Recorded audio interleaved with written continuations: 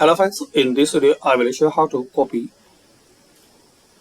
table from Excel to MS Word. So select your table like this, right click on it, copy, open your Word document, paste here. You will see some paste option. Keep source formatting, select the first option, the second option and see the difference.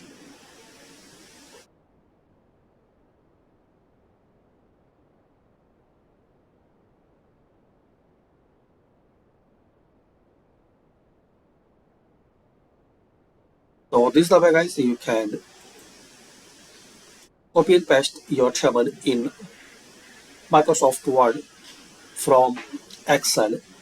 Thanks for watching. Please share, like and subscribe this channel.